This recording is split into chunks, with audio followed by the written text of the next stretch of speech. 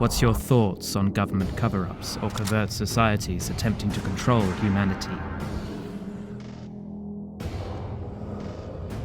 Do you believe in ancient astronauts, intergalactic communication, or extraterrestrial visitations? Ever had an experience with disembodied spirits or the paranormal universe? Are these subjects fact or fiction? Each week, Tony and Eddie explore these unbelievable realities and beyond. Exclusively on Truth Be Told. Hello, everyone, and welcome back to Truth Be Told, where we believe an experience becomes truth. I'm your host, Tony Sweet. With me now, world-renowned psychic Eddie Connor, and our co-host for today and week and all time, Walt Lusk. Thanks, gentlemen. You know, we're proud to call Earth Friendly Products our sponsor, and for over 40 years, Earth Friendly Products has brought you the greenest home merchandise for all of your family's needs. You can learn more at ecos.com. That's ECOS.com. And while you're at it, take your mind on a literary journey over to adventuresunlimitedpress.com to purchase books from many of our famed experts featured right here on Truth Be Told. Well, I don't know about you guys, but ancient Egypt is one of my favorite subjects on Truth Be Told, and returning to us to tell his latest adventures about his trips to Egypt and Lebanon, Stephen S. Mehler. Adventurer and author Stephen S. Mehler's fascination with ancient Egypt began for him at an early age, and it still continues today, as evidenced in his books, The Land of Osiris and From Light into Darkness, The Evolution of Religion in Ancient Egypt. You know, it's going to be fascinating to talk with Stephen again about the religions and the gods of the people of Egypt once served and worshipped. And did you guys know that Stephen has researched ancient crystal skulls since 1979? Man, that's a long time.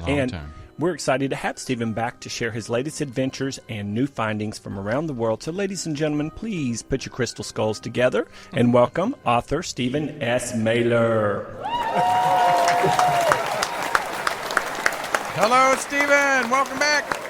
Thank you, gentlemen. It's good to be talking to you again. Well, we are excited that you're here because last time you were getting ready to go on a tour. Now you went on the tour, and you have a lot to tell us, and we're excited to have you here to tell us all about it. You're back. Well, you know, it's pretty amazing. We always tell people the first day when they come in with us that it's always new. It never gets old. How many times I've gone? It's 19 times in the last 22 years, and we always find something new.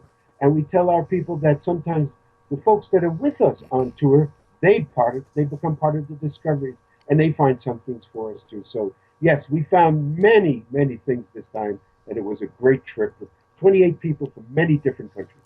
That is great. Wow. So where was the first landing? Where did you guys land? Well, we start out in Cairo, we start out in Egypt, and then we usually start on the Giza Plateau, pyramids, and then we go to different sites, and then we go down south to the sites in the south, and we do a 4-day Nile cruise, and we do all the great sites, and then we come back, and we do some great things, and we have private time by the Sphinx inside the Great Pyramid for 2 hours by ourselves. So, okay, first of all, a lot of people don't ever get to really go inside and being able to tour the inside. So how did you get that? How did you get that permission? Well, that's something you pay for. I mean, that's something that is a fee, and it's charged to tour groups. Many tour groups can do that. So if you pay that fee, you can have that extra disposition, so to speak. I mean, everything can be obtained in Egypt as long as you pay for it. Now, okay, you were there, and what is there any new finds or anything that you, Yes. What'd you say? Yes, of course. Amazing thing. That's what we want. Yes. Well, we did send photographs. Did you get the pictures? I did. So I'm going to show, which one do you want me to show first? The egg. All right, I'll show the egg. That is amazing. Wow. Yes.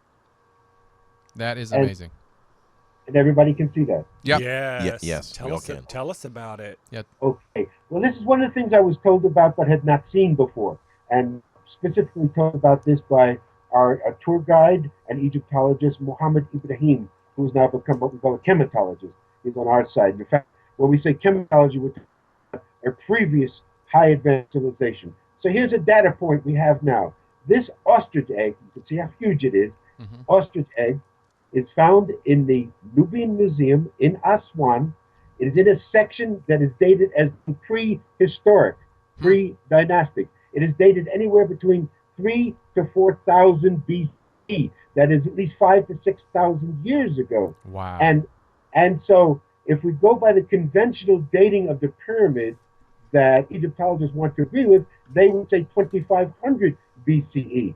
So this egg is at least 1,500 years older than the accepted date of the pyramids, but clearly etched on the egg is the three pyramids at Giza, the Nile going right by it. I can see that right there. That is gorgeous and well preserved too. Well preserved.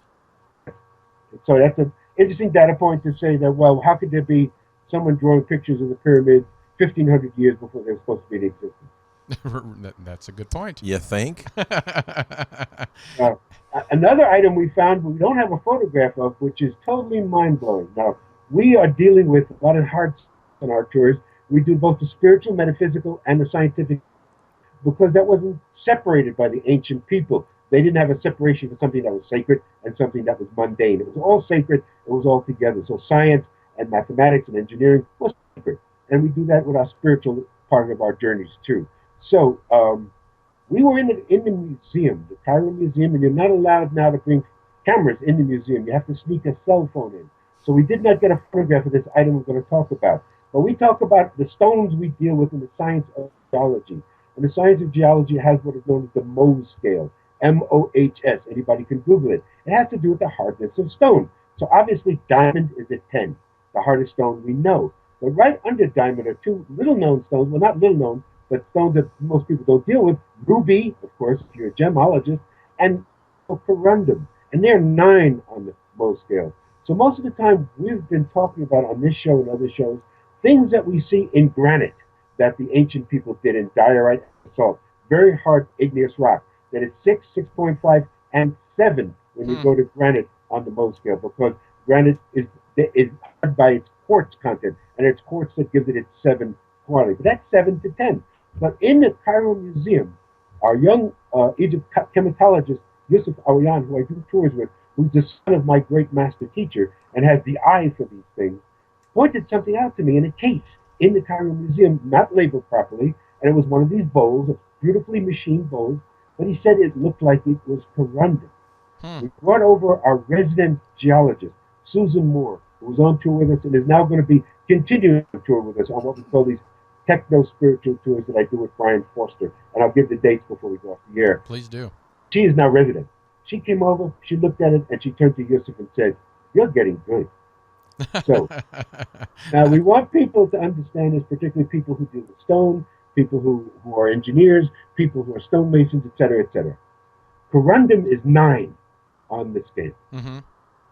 So even we had a stonemason with us could not understand how this could have been even machined with diamond tools. Wow. Because you get diamond 10, corundum 9. Right. I mean, we have no idea how they could have machined a perfectly machined bowl with a lip on out of corundum. So there's number 1. That's number 2. There's no picture of it. But then we did our tour in Egypt, and we did his extension to go to Lebanon. And to Lebanon was to go to one of the sites I've been waiting approximately 30 years to go to. In the last year, gentlemen, I've been able to cross 3 sites off my bucket list that I've been waiting many years to see. Tiwanaku Pumapunku in Bolivia, the Cusco Ollantaytambo, the Sacred Valley in Peru, and now to go to Lebanon to the site which is called Baalbek, which has been featured on many different shows. It's been featured on Ancient Aliens. It's first, how I came across it was in the great show In Search Of, narrated by the late, great Leonard Nimoy, which was in the late 70s. Right. That's how I first heard about Tiwanaku Pumapunku, and I first saw something about Baalbek.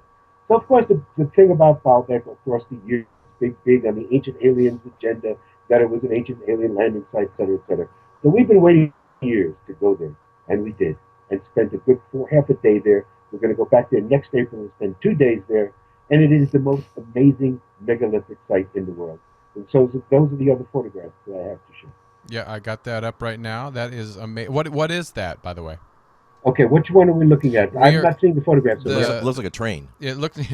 It's the huge, long, square stone. Rectangular. Yeah, it's rectangular, I guess. And there's someone standing beside of it that looks like Oh. an ant. That's me. Oh, that's okay. you. Okay. That is okay. Now, Baalbek, we have to say, okay, Baalbek is actually listed as being a Roman site. Yes, there's a Roman temple there. Obviously, the Romans reused it, but it's actually dated as being a Roman site, and they dated it being 67 BCE. This is to us absolutely laughable. But here we are. Where I am now is the quarry. This is where the stones, limestone bedrock, where limestone blocks were cut to be moved to the site, which is the site of Baalbek, where is the Roman temple that we talk about. But we had to start at the quarry, because here in fame, these pictures have been all around the world on YouTube, on Facebook. The stone behind me is called the Stone of the Pregnant Woman. It's just something that came out in Arabic. But it is one single block of limestone, 72 feet long, about 8 feet wide, that is estimated to weigh 1,200 tons. Wow. And this site was full of blocks like this. Wow. So that is the largest hewn block known in the world today. Wow. The unfinished obelisk that we show pictures of at Aswan, and I should have included the photograph, we can do it another time, but it's on our site, is longer. It's 110 feet long, estimated to weigh 1,200, and that is granite, much harder to carve. So this is limestone. Okay, limestone is only 6, 5, maybe even down to 4 on the scale. So it's not that hard a stone, but you're looking at a block that weighs 1,200 tons. How to lift it, how to put it in place. Now, the second photograph should be of the same block, and it could show another one that's in situ right next to it, unless we got the photographs mixed up, and that's the one that's up there. Well, there's one with the fence. There's a fence around a bunch of tall the wall. one that has me in front of it is the one I'm talking about. Yes. That might be the one after. The one before it of that large stone Yes. shows another block next to it, which we say is in situ, which means like it's still in the ground. But if you look in the front of it, you can see that it was hewn. It's cut. They were getting ready to move that stone, to cut that stone. The work stopped. But obviously that stone now has been reported to be thicker, bigger. That stone is estimated to weigh 1,500 tons. Wow. That's Okay. unbelievable. That is, it's huge, and you can tell that the technology to actually cut that to that being that precise is crazy. That is crazy.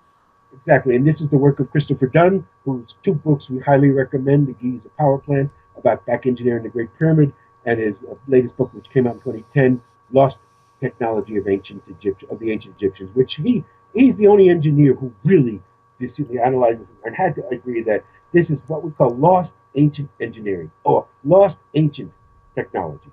I mean, it is lost because it was not known to the Romans. Because the last picture I think we'll see should show me and another lady in front of a gate. Okay, that's the gate. Oh, that's the gate. Okay, yes. Okay, now we're at the site of Baalbek. That is the basis of what is called the Temple of Baal, that was done by the Romans next to the Temple of Jupiter. But what we're looking at there are 3 stones which are called the trilithon. They weigh, again, 1,100 to 1,200 tons apiece. They are the base of this structure. And these are the stones that came from a mile or 2 away from the quarry, where you saw where we were before. That was the quarry. Right. These stones were moved at least a mile, maybe 2 miles, to this site and put in the base of that. Now, they want us to believe that the Romans did all this. But the fact is the Romans had no technology to either cut the stone, lift the stone, or move it into place. Well, if we move up on the slide, you can see on the photograph, the higher stones above are smaller. That's where the latest civilizations came in. The Phoenicians came in. Those are the people who they believe were the original site of the site about 4,000 years ago, about 2,000 BCE. They put stones there. Then you have the Romans. Then you even have the Arabs coming in. So this is a demonstration of what we show when we bring people in the field. We call it site transformation, that you cannot date the site by the writing, or you cannot date the site by the last civilization that was there. We see civilization upon civilization. So what you're looking at, those trilithons, we say were put there over 12,000 years ago. Well, Wow. we've heard on previous shows that the Anunnaki might have been involved. Do you have any thoughts on that? Yeah, we don't go there. I think we discussed this the last time I was on. Yes. We'll discuss it now. I knew Zachariah Sitchin personally. I was one of the last interview in 1993. I was a big fan of his in the 80s. But when I got to meet him, I got to know him, I called him what we call a one-trick pony. All he saw was Nibiru, Anunnaki, nothing else. I do believe we're Starseeds. So this is the conflict that a lot of people don't understand my position in this. I followed an indigenous teacher, my Hakim, and all indigenous elders around the planet in every indigenous culture have taught that we're Starseeds, that we have come from different star systems. This is a way station, this is a learning ground, this is school down here, etc., etc. But we do not believe that aliens had anything to do involved with these ancient civilizations, except maybe genetic manipulation hundreds of thousands of years ago. So and this is the reason why I have never appeared on the Ancient Alien show, although I've been invited 3 times, including supposed to have been on this 8th season this year, turned them down again because I believe they trivialize the subject and they distort true, honest research in the area. Aliens could be a possibility, but there are many, many others. We believe in cycles, that civilizations have risen and fallen, and we, humans, have achieved amazing technological levels on this planet that we have forgotten, that we have come into this present cycle of the last 5,000 years of darkness. We've come in with a veil over us. We have to know again who we are. That is the reason why we're talking now, the reason why you guys do what you do, the reason why I do what I do. Right. We're trying to wake up the human race again to remember who we were. We did those things. We were people who built pyramids, carved sphinxes, and played around with 2,000-ton blocks of stone, and we didn't need aliens to help us. So Anunnaki is an interesting word. It has been mistranslated. We believe Sitchin even mistranslated it. In fact, I will state to you now, there is not one reputable Sumerian scholar, either academic or alternative, who agrees with Sitchin's translation. So he was alone, and we believe he actually made some of those translations up, and he may have had a political agenda. If you want to go there, we can. But that is another story. So I don't attribute... Just a query. Right away, I'm going to say to you, Baalbek was not an alien landing base. It was an ancient site, perhaps ancient temples, but something was going on there. They were able to cut amazing blocks of stone, and they used them like they were Legos, like they were tinker toys. So we believe gravity was not a problem. Now, in Egypt, there are hieroglyphs. In Lebanon, do we have hieroglyphs, any type of carvings at all at this location? No, you mean in Lebanon? No. I mean, Lebanon. Yeah. No, what we have here is the Phoenician language, the Semitic tongue that was there, and the Roman, the Latin, nothing before. Again, this is how we distinguish what we call pre-cataclysmic megalithic civilization and post-cataclysmic. And we use a marking data. Brian Foster is working on the same data. We all work on the same data. Around, you could say, 12,000 years ago, there was a worldwide cataclysmic event. It ended the previous highly advanced megalithic civilizations and began the so-called march to civilization that we're in today. So we categorize pre-cataclysmic as huge megalithic blocks of stone cut with precise engineering, no markings, no writing, no symbols. Post-cataclysmic is obvious by then roundedness, more geometric, more design, and writing and design. So obviously we're saying pre-cataclysmic, there was no religion, no symbols, no writing, no gods. So again, if people say, were these sites to the gods? We reject that categorically. This was before there was religion. There was spirituality, to be sure. People knew that they had a place in the universe. When you say cataclysmic event 12,000 years ago, would that have been the flood? That is the origin of all the flood myths around the world. One of the researches I've done, and again, I'm at this particular business of prehistory archaeology almost 50 years now. I studied flood myths from 250 distinct indigenous peoples around the world, and they all said the same thing. Okay. So yes, what we're calling it, there are different theories as the origin. Dr. Robert Schoch, who we have tremendous respect for, world-renowned geologist, believes it came from our sun, that it was severe solar activity, severe solar eruptions, which caused the cataclysmic event. We disagree. We go with a book that's written called Cataclysm 9500 BC, written by 2 British authors, Allen and Dallaire, also followed up by Barbara Hand Clow, who's a personal friend of mine, and I could speak a bit more about Sitchin about it if you want, because she knew him. She published him. Barbara Hand-Clough published a book called Catastrophobia in 2001. She has now republished it in 2010 called Awakening the Planetary Mind. I highly recommend it. Wow. We believe it's what's called the Vela supernova, VELA. Anybody can Google it. Occurred anywhere between 14,000 and 11,000 years ago. We believe it severely impacted our entire solar system. And the reason why I see it coming from the outside in, Shock sees it coming from the inside out. It would have been the sun affecting us. But if you look at our entire solar system, Pluto is really not a planet. It probably was a moon of Uranus that got knocked out of its orbit. It has a strange, weird elliptical orbit. The Uranus, the planet Uranus itself, is totally on its side, knocked 90 degrees. Something did that. There was once a planet between Mars and Jupiter. It is now known as the asteroid belt. Again, there's another man named Tom Van Flanderen who's written a book called The Exploding Planet Hypothesis. He says massive evidence there was once a planet there. It may have exploded. And us, the Earth. We're in a particular 23.5 degree tilt, which gives us our precession of the equinoxes, which allows us to have astrology. And that, we believe, only occurred 12,000 years ago. That is Okay. amazing. Mind blowing. Mind blowing. Okay. How'd you get so smart there, Stephen? A lot of work. It doesn't come easy.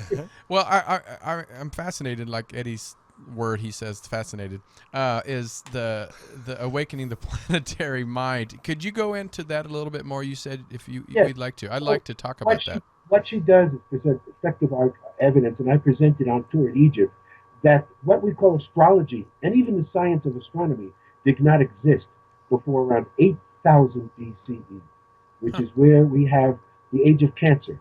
We have all of a sudden the great matriarchies occur. So we're actually saying there never was a full precession of the equinox. When it was first determined to set up the system, and reason why the system was set up, she leans on a great man who many people have discarded these days, named Emanuel Velikovsky, who wrote some interesting books in the 50s about Pluto, about Venus, about exploding planets, etc., called Ages in Chaos, Worlds in Collision, things like that. He also was a psychoanalyst. He was a Freudian. And Barbara Hand-Clough is a master's in psychology. She studied Velikovsky. Velikovsky basically psychoanalyzed the human race. And he said there's something about humans. We have this like collective phobia trauma that something's going to come from the sky and attack us, destroy us. It is now aliens, you see. It is now transmorphed. Also, Carl Jung studied this mythology, this what he called archetypes, very deeply. Something we're afraid of. We all react universally when there's a flood, earthquake, volcano, something across the world where everybody wants to contribute. Right away, we're right there.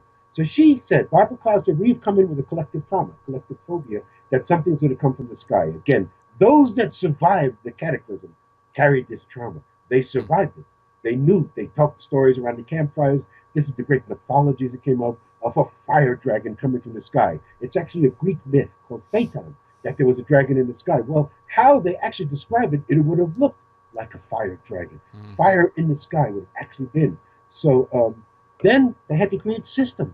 Obviously, they were observing the stars beforehand. We know humans have always observed the stars, particularly the pole star. But then they started to set up a detailed system of astronomy to check the stars, to follow the movements of the stars, to see if something was going to come again, to be able to predict. Astrology, the same, to be able to predict. Look, and then we have the whole idea of solstices, equinoxes, the idea to predict eclipses, lunar eclipse, solar eclipse. They were very important in the last, let's say, 10,000 years of culture, to be able to predict this. The shamans, the priests, whoever could do that was in power. Something's going to come from the sky, we got to prepare. Because of that myth, that story that was handed down of an actual event.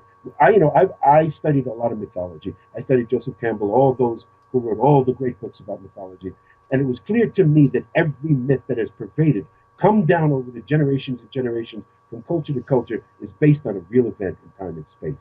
But, through the telling, we always like to say, if you remember the old, I'm dating myself, because they don't do this anymore. So when I was a kid, we'd have this game called telephone, right? You'd have a whole class, somebody would whisper a story to the first kid in the first row, and it would go all the way down the row, till it came to the last kid, and it basically didn't resemble the story at all. Right. Maybe a germ of it, but that's all. And that's what the myths have been. But the germ of it was the true event, and I believe there was this worldwide cataclysmic event where perhaps 98% of all civilization and maybe all humanity at that time perished.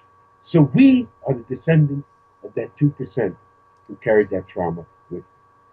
That, we're all Mind-blowing. like I know, our we're mouths just in dropped awe. open, like it just it's And this pretty is the crazy. first time that we've been able to do the show where Walt and I have a monitor, so we get to see you as we hear you, and your passion is like through the roof. Yeah, it's So way through the roof. we're totally smitten with you, Yeah. Stephen. Yeah, Tony's kept you hidden. I know. He's mine, damn it. Yeah. He's And, mine. and that's the point of we say, and you're both invited for us, how it gets in the field with us, because there's 4 or 5 of us that are the same way, that's so passionate, so love this, and so look for discovery, because it's the idea that we're continuing to find out who we really are, what we've come from, and the idea that we could do these things over 12,000, 20,000 years ago is something we're not taught. We're taught Right, no, we're not. that we basically have just come from.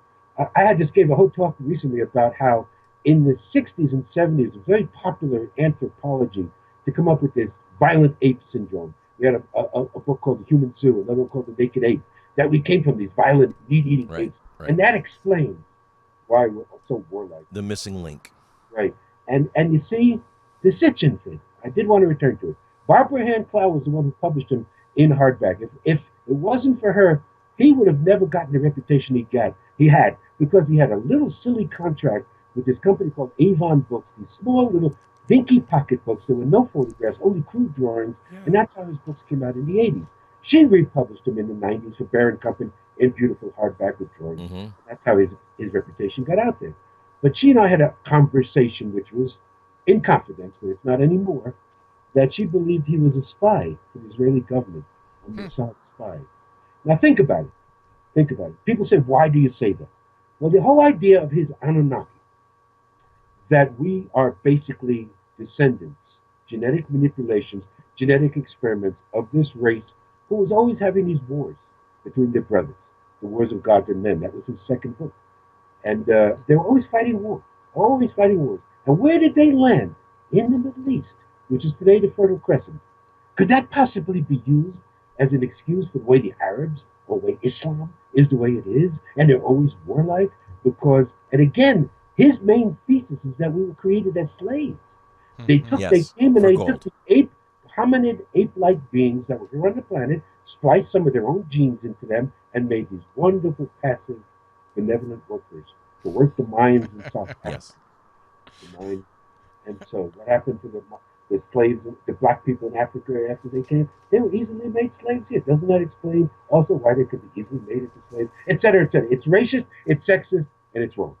That basically the whole idea is, and again, the word Nibiru is actually a Cometian word, and it was a town in the Delta area of Egypt where there were great fisher people. Hakim once told me that if you would go to the markets, and even in Cairo and in Giza, and if people were yelling out, "Fish from Nibiru," everybody would go to them. But nobody never came down in the Cometian Egyptian sense that they were extraterrestrials, they were gods who created us. That is Sitchin's mythology. Wow. If you're just tuning in, you're listening to Truth Be Told and On Air with Tony Sweet. I'm Eddie Connor. I'm Tony Sweet. And I'm Walt Lusk. And we have our favorite guest, and yes, I said favorite, and I meant it, author and adventurer Stephen S. Mehler. He's fascinating us with the ancient Egypt information and Lebanon, and now we're talking about the Bella supernova, and I would love to go backwards just a little bit, if I may, Stephen. Certainly. You spoke about one of the things being on your bucket list was visiting, I say this wrong each time, the sacred valley of the Incas, the Ollantaytambo. Well, yeah, that's one site. Ollantaytambo. It's very hard to say because it's O-L-L and it's it's silent. Ollantaytambo. Thank you. And that's one magnificent site. Right after that is Machu Picchu. Yeah. So it's the whole sacred valley of Cusco. Oh. As one site after another. Yes, and like the Sex of Woman, the Machu Yes, Picchu. Pachacuaman. Yeah, the Huaynu Picchu. So I've been there a few times. I would love to know, in your professional opinion and your passionate opinion, of course, is there similarities with Baalbek and the stones there as well as the ones in South America that we're speaking about? Ah, that's great, because now we see the connections, and this is the work we do. And my work is with this wonderful man, Brian Foster, who contacted me on Facebook around 2010. He had seen this wonderful video series called The Pyramid Code that featured my teacher, Hakim. And he wanted to know more about this man. He contacted me. We made an immediate connection. And he has been living in Peru for years, married to a Peruvian woman, does the best tours of Peru, Bolivia, of anyone. And so he all his life wanted to go to Egypt. We made this connection in 2013. He came. Immediately, he was able to see the comparisons, similarities, and differences between the ancient Peruvian, Bolivian cultures and the ancient Egyptian culture. And so he said we had to come. He arranged for me, for Yusuf and Patricia Aoyan to come from Egypt last September 2014, and we did the 2-week tour. What we see is definitely an ancient technology that was around the world. Ancient technology to work in the hardest stones and to make these great megalithic structures. You look at a stone, a Sacsayhuaman, and those stones are andesite, so they're granite. They're 7 on the Mohs scale. Mm-hmm. The one stone we're standing in front of. And then we realize that those stones were just a part of a wall and another wall behind it. All we're seeing are the remnants of this great ancient megalithic civilization. But then we realize this stone is 29.5 feet tall and it's still 10 feet in the ground. That you're not at archaeological ground zero at Sacsayhuaman and some of these other sites. It still goes down. It still goes down. Like in Egypt, we tell people, just don't look at the pyramids. Just don't look at the Sphinx. There's underground tunnels. There where are they carved lots. They carved down 300 meters of intersecting tunnels. The hydraulic engineering alone is mind-boggling today. Forget about the manufacturing engineering. Absolutely. So, and they did the same here. We see the same. So what do we see? Yes, we see the same similarities at Baalbek. We see that at these ancient sites, there are usually 3 things present. Underground running water, yes, a natural source of igneous rock, means there was volcano somewhere, or sedimentary rock, as in Baalbek, or natural source of crystal. And these things are there at every one of these sites. The underground running water, working with the stone, creates the electromagnetic fields that give people the idea of a power place, a sacred site. That's where you get the energy. That's what we do. And this was the beauty of my Abdel Hakim, my teacher, teaching for both sides of the brain, and that's what we do too. Yes, we'll show you the science. We'll show you the stone. We'll tell you what the stone is made of, what it takes to carve the stone that way. And bronze chisels, copper chisels, even iron cannot do it. It takes diamond or the highest effective machine. We think it's sound that actually did the carving. But we'll do that, and then we'll say, but we also have to meditate. We also have to get silent. We have to connect with the energy of the site. Because this is how Hakim taught. The running water, working with the crystal and the stone, produces an electromagnetic field. That is what energizes themselves. People would come here to energize themselves. He would say, at the Sphinx, which we say is the oldest carved structure above ground that we've ever found, we dated at 54,000 years. Hakim had told us they would come there 56,000 years ago, thousands of years before she was carved to a statue, just to energize them. So the idea is to have the experience. Each site has energy, dictates what's there.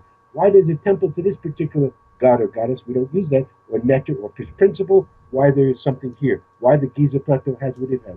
Pumapunku Tiwanaku was an ancient site, but again, it fits right into our time frame. It's at 13,000 feet today. People say, how could they have built this great ancient city at 13,000 feet? Yeah, well, they didn't. It was at sea level. It was Lake Titicaca. It was right by the lake originally. Again, in this book, in Alan Delaire's Cataclysm 9500 BC and Barbara Clow, they basically state that the great mountain ranges, the Himalayas, the Andes, the Rockies, were all created in the last 12,000 years. They just thrust right up. So Pumapunku, Tiwanaku was thrust up to 13,000 feet. Machu Picchu, which was not at that level when it was built, was thrust up in the air. And it's there for us to find, and they were at these incredible heights, but they were not when they were originally there. They were at sea level. Was it because of the stone was so solid? Is because you would think thrusting up they would destroy the sites? Is it because of the? See, this is what we categorize. This is what I do first as an archaeologist. How I'm trained.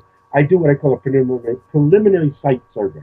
I look at what I think the limits of the site are. You go around, you walk around the edges, you walk around the rim, and you look what's there, what you can see.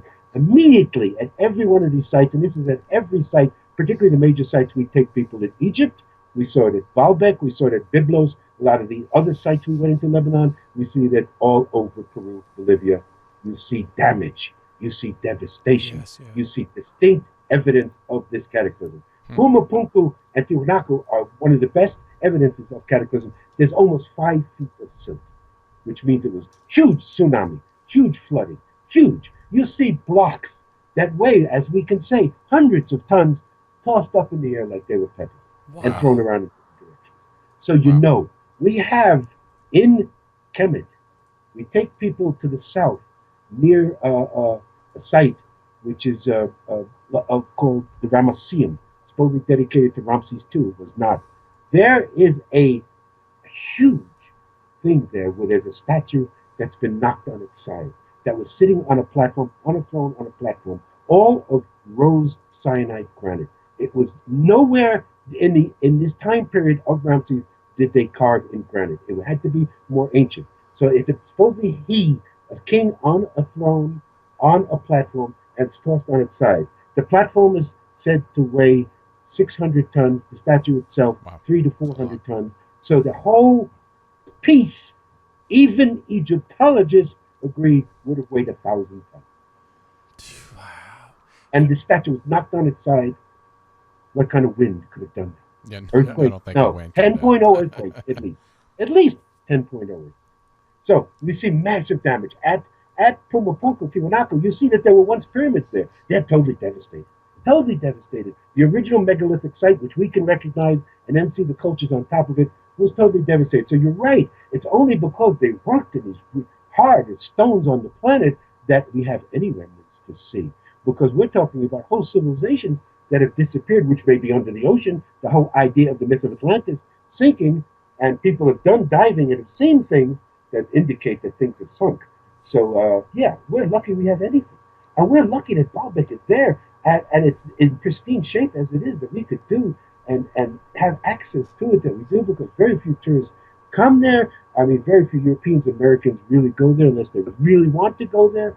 And that's why, these shows and things, and videos, and we can tell people how to go to see videos on this. It's on Brian Foster's website, www, of course, one word, hiddenincavideos.com. He took amazing video at all the sites in Egypt we were at, and all the sites in Pumapunku, and all the sites in Peru, Bolivia. He's done himself. He's great. At our website, which is the Kemet School of Ancient Mysticism, it's www.kemetology, spelled KHEMITOLOGY.com. There's video evidence there and photographs of the things we have found. The last show we did, we had Dr. Rachel Wentz. I don't know if you've heard of her before, but we were talking about the Wendover archaeological site where they found the 168 bodies that were 7,000 to 8,000 years old, which is Florida and very good, intact. Have you, working with what you do, have you heard of a site that you've been on that's similar to this, where it was so preserved, where not only bodies but brain matter? Have you ever run across a site like that before? I'll tell you again. This tends maybe to conspiracy theorists, but we know that many things have been found and have been withheld again. Yes. We talk about a Smithsonian cover-up. We talk about cover-ups in Egypt. We talk about what's hidden in the basement of the Cairo Museum. I mean, there are anthropoid coffins in the Cairo Museum on the second floor that are 15 feet tall. Anthropoid means that the actual face, the physiognomy of the person, is carved on the coffin. Hakim showed me these in 1992. He said to me, "Stephen, do you think they are symbolic?" "I don't know." I said, "Were there bodies inside?" He said, "Yes, there are mummies." I said, "Where are they now? And people can see me?" He said, "Who knows? But they're somewhere. They're not in the coffins anymore, but they're somewhere." There are things we know, giants, etc., etc. It is reported in the 90s that the Smithsonian took 2 barge loads of what we call ooparts, which they say out-of-part artifacts, which they cannot categorize, which upsets the apple cart, which destroys their paradigm, and they dumped them in Long Island Sound off of New York. What? And just dumped them. I'm not surprised. I'm not surprised either. Those are just rumors. There's no direct proof of that, but I can tell you, have things been covered up? I know for a fact. Yeah. So yeah, I don't want to believe it. get too conspiracy theory, Yeah, but why would the government or any of these Or the Koch brothers. Koch brothers organizations or these museums or whatever, why would they do that? Why would they? I actually document this in my second book, From Light into Darkness, because it deals how religion has come to be. And we talk about cycles. So this last cycle we're in, which we talk about 5,000 plus years, which is categorized by your Abrahamic patriarchal religions, Judaism, Christianity, and Islam, institutionalized warfare, a dominating priesthood and warrior class, etc., etc. So it's been seemed obvious, and I take it back almost 8,000 years, that there's been a group of people who know that if you control information and knowledge, you control the people. True. And there was a desire to control the people. So I say somewhere along the line of between 5,000 and 8,000 years ago, an unholy alliance was formed by those who we would call today the Koch brothers, by the warrior class, the ruling class, Right. and the shamans who became the priesthood religion. I date modern religion as only being 5,000 to 8,000 years old. Before that were different practices, spirituality, etc., etc. But if there was not a written text, a written book, we are people of the book, as were described in Judaism, Christianity, and Islam. There was no book for the people who built the Great Pyramid. Wow. Well, I love what you said. The people who come in who have the information and the knowledge, and they control the mass consciousness as a result of that. Now I think we can tie in information, knowledge, water supply, and food supply. Absolutely. Again, it's the same thing. I mean, again, controlling knowledge, you control the energy, you control the food, the manipulation, the control Yes. of political ideas, et cetera, et cetera. Everything. Again, it is the media. You are the alternative media. You are trying to broadcast an alternative idea, but the majority of the media is to keep people dumbed down and to believe the lie. And again, I always go back to my beautiful philosopher, George Carlin, who said, you know why they call it the American dream? Because you got to be asleep to believe it. Oh, that's a great quote. I like that one. We love George Yeah, Carlin. yes, we do. Well, we have about 6 or 7 minutes left, and I want to make sure we know other tours coming back, because Yes. I And mean, also- one of these days you're going to have to deal with all of us, Eddie, Oh, Walt, and I. Yes, Yeah. indeed. I can't wait. We could actually broadcast the meeting. I would love Oh that. my Oh, Lord, we're- I have nipple erection. That's all? We're ready. That's hilarious. Well, yeah. Actually, we're doing a lecture tour this summer for folks in the U.S. Patricia Aoyan, who is the co-director of the Kemet School of Ancient Mysticism, is actually on her way to Pennsylvania as we speak. She's going to be doing lecture tours. She's going to be doing a talk with me July 10th and 11th in Boulder, Colorado. If anyone is interested, I would give my email address out. That's probably the best way to contact me. It's Sakemet, spelled SAKHEMIT, at Comcast.net. Contact me, and I can tell you about her other. She's going to be in Pennsylvania, in Albuquerque, and Sedona also. So that's that. Our next tour, there are tours on the website. If people want to go in the fall, the Kemet School has tours in October and November. The next tour I'm doing will be with Brian Foster. We call it Techno Spiritual Tour 4. It will be April 16th to 28th, 2016. It is on the Chematology website again, chematology.com, and there's a lot of great things up there. And we're continuing to do this. And again, people have put out, I want to get this on before we get off, safe, safe, safe. Is Egypt safe? Is it dangerous? People were afraid. We were going to Lebanon. Lebanon's supposedly fighting two wars. They're fighting ISIL in the north, and they're fighting Israel in the south. Yes, there were military checkpoints. Yes, we saw military presence. No one was ever felt unsafe. Never. I've gone to Egypt. It will be now 20 times in 23 years. Never have I or any people, I've taken hundreds of people to Egypt, have ever felt threatened, unsafe. Egyptian people are some of the most wonderful people on the planet. So are the Lebanese. It is media. It is nonsense to keep us in fear. Again, if you just saw what happened in a church in the South United Carolina. States, Yeah. where South people were Carolina. praying and 9 people got shot dead, that never happens in these countries. Okay? People say ISIL does that. They're isolated events. They are built up by the media. These countries are safe. Egyptians need tourism. They depend heavily on That's their their dollar. that's their main It is- industry is tourism. Yes, it has never Yeah. been No, safe. I couldn't agree with you more. Thank you for sharing that, Stephen. We appreciate it. And Yeah. I've got lots of friends, like you're a friend of the show, but I have lots of friends who travel globally just as you do, and they have all said the exact same thing. And they'll be sitting in their hotel room watching Fox News on their station in the hotel room, and Fox News is reporting all these horrors, and they're sitting there in the area the horrors are supposed to be taking place, and nothing is happening.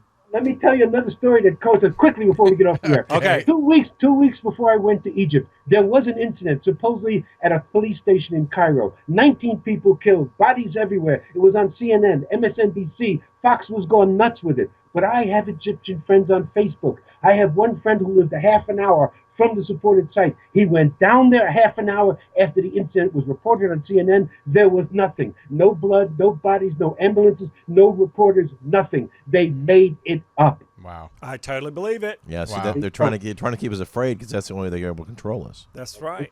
Yeah. Fear is control. Fear needs Yep, it's all about control. Well, Stephen, we love you. We do. I'm not scared to say it. I love you. Thank you. Thank you. Well, again, you've been back 3 times, so I think we're going to have to make it a 4th. So It's a charm. yes, it is. And we do care a lot about your work, your passion, and we care about you. And you always be safe and keep the passion up and sharing with us and all of our listeners. And yeah. Bless you all for the work that you do. We're all doing holy work. Thank course. you. Well, thank you. All right. Well, Stephen. sir, well, thank you. And for everybody out there listening in right now, if you've tuned in halfway through, make sure you watch this video on YouTube. It's one that you don't want to miss. Listen to us on iTunes, Stitcher, TuneIn, and all the podcasts are available to you. So, And Stephen has a ton of great books and information that he would love for you to pick up, and so he can share with you and keep spreading the free mind thinking, please. yes, sir. All right. We'll talk to you soon, my Thanks, friend. Stephen. God bless Stephen. Bye. Thanks. All right. Bye-bye. All right. Wow. That was Another fast hour. I know. that went really fast. I every time he says he has something to say, you know that you know that he's something. gonna it's not just one of these like 5-minute things. You know, he could probably go for 4 hours. And what he says in 5 minutes, though, is the content of 4 hours, because it forces you pleasantly to expand your mind, to open your heart, and to really feel your way through it. And what makes him so engaging is how electric he is. Oh yeah. And Well, he's done his homework. that's the thing too. Yeah, He's he's been there. He backs Lived it and up done it. 50 times. And for everything he says, I think he backs it up with 50 years experience, but also with proof, evidence, and science. And I love his philosophy about how before, I'm not dogging religion, but how before religion came in, we weren't religious. We didn't pray to gods. Right. We were whole-brained beings. We were creative. We were logical. We were married in the two. And we had our spirituality, the soul, the consciousness, the higher self. And now when you say spirituality, it's almost it depends where you're at. I'll tell you where. Well, you go to Barnes and Noble and you go to the spirituality department. Section. Thank you. What is it? It's all religious books. Mm-hmm. And then you go to what used to be the spiritual section, and it ain't there no more. And it's called self-help. Yeah, self-help. Yeah, self-help. Yeah. It used to be called New Age, and it used to be a big New Age section. Yes. Not no more. No more. That's old, huh? Oh, well, we want to thank you guys for tuning in. You can always check out all of our podcasts, video podcast on YouTube, audio podcast on iTunes, Stitcher, and TuneIn. And go to truthbetoldwebtv.com. Find out all of our upcoming guests. I know next week we're going to have the one and only world-renowned psychic medium, Shar Margolis. Oh, wow. I finally get to meet her. Yeah, she's going to be in studio. And then I'm sure we'll have some other amazing people on the show. So stick around. I think Anna Garcia is going to sit in with us. You might know Anna as one of our UBN hosts and also 8-time Emmy-winning investigative reporter. So from NBC. So we need to step beside Anna and rub her until we win an Emmy. I'm ready. Get real close. And as you know, Anna can keep it real. She keeps people Oh, real. snap, crackle, pop real. Yeah. So, I don't think with Shar, because Char's pretty good to her. Yeah, she's pretty good. All right.